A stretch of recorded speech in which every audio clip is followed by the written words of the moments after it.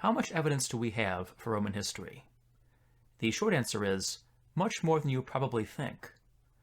We tend to assume that our knowledge of antiquity begins and ends with a few famous texts. But these, as we'll see, are just the tip of the iceberg. 99% of all ancient Greek and Latin literature has vanished, including many works by the greatest classical authors.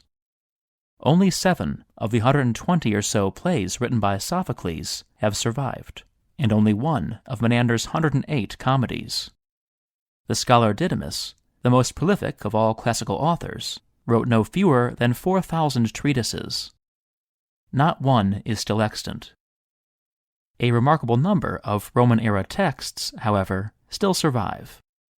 We have, of course, the famous works of the poets and historians, Virgil, Tacitus, Plutarch, and company. We also possess quite a few works that are less well-known. We have, for example, Heron's Pneumatica, which describes experiments in steam-driven machinery. We have the dream interpretation book of Artemidorus, and the proto-science fiction of Lucian. We have novels, we have horoscopes, we have books of spells and curses. The quantity of the survivals is almost as impressive as the variety. The extant works of Galen alone contain about 3 million words. There are about 550 novel-sized volumes in the Loeb Classical Library, which assembles the best-known works of Greek and Latin literature. Mignon's Patrologia, the most comprehensive collection of early Christian literature, contains about 160 huge volumes of works written before the year 600. Although the oldest extant copy of most ancient works is a medieval manuscript, an impressive number of physical texts date back to antiquity.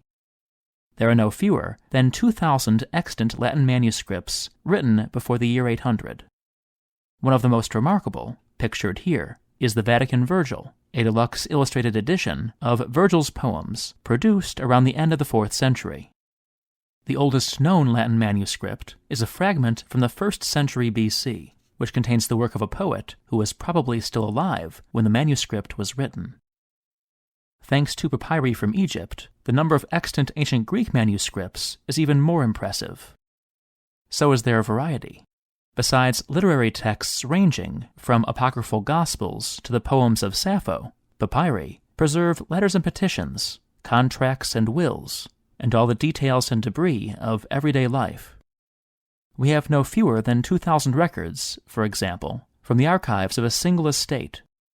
About 650 volumes of transcribed and translated papyri have been published over the past century, but these represent only a fraction of the total. Determining how small a fraction is difficult. Only a few papyri, like the famous Banks Papyrus, pictured here, are complete or semi-complete rolls. The vast majority consist of fragments, which have to be painstakingly pieced together before being read. For a sense of the numbers involved, consider the example of Oxyrhynchus, a prosperous town located about 100 miles south of modern Cairo. Between 1896 and 1907, a British team excavated the ancient dumps around the city, where papyri were piled up to 30 feet deep. In just 6 seasons, they recovered more than 500,000 papyri, most in tiny fragments. To date, 86 thick volumes of these papyri have been published. About 98%, however, remain in their boxes at Oxford, still waiting to be edited. Inscriptions provide another important category of evidence. Despite a literacy rate that hovered around 10%, Roman cities were awash in writing, on monuments and stelae within the walls, and tombstones and milestones beyond. Although the epigraphic habit had its origins in the Greek world, it reached its apogee in the Roman imperial era, when it produced texts as diverse as a 25,000-word summary of Epicurean philosophy and a 110-line epitaph for a man who lived to the age of 110. Although only about 5% of the inscriptions carved during the Roman era still exist, the surviving numbers are impressive. The largest published collection of Roman inscriptions, the Corpus Inscriptionum Latinarum, includes about 180,000 examples. But this is far from a complete count. It's been estimated that more than 300,000 Latin inscriptions have been recovered since the Renaissance, including almost 100,000 from the city of Rome itself. To these must be added something like 400,000 Greek inscriptions from the eastern provinces, most dating to the Roman imperial era. Even the number of inscriptions, however, pales beside the awesome quantity of the numismatic evidence. Although coins are often overlooked as sources, they can tell us a great deal about Roman history. Their legends and iconography proclaim the policies of the emperors.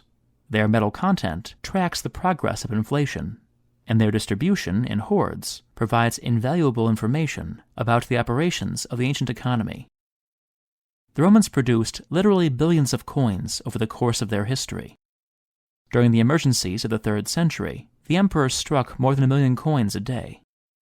The vast majority of these have vanished. The survival ratio for ancient coins is estimated at between 1 in 1,000 and 1 in 5,000, but huge numbers still exist.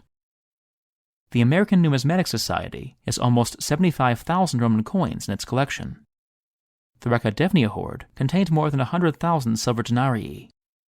An incredible 300,000 Roman coins were found buried near a Croatian village in 1913. And in fact, there are about 500 Roman coins in the room where I'm recording this. It's been estimated that between 5 and 10 million coins from the ancient Greek world still exist. The number of extant Roman coins is much larger, but difficult to approximate. It's likely that at least 100 million still exist, and quite possible that the number is much higher. Manuscripts, papyri, inscriptions, and coins represent only part of our evidence for ancient Rome. Add the dozens of shipwrecks discovered in recent years, the hundreds of thousands of artifacts already in museums and private collections, the endless stream of finds reported by metal detectorists, and the hundreds of excavations currently in progress across the former territory of the empire, and it becomes clear that, while there are many things that we don't know about the Romans, and many more things that we will never know, we know more now than we ever have before, and we're learning more all the time. If you enjoyed this video, please consider supporting Told in Stone on Patreon. You might also be interested in my book, Naked Statues, Fat Gladiators, and War Elephants. Thanks for watching.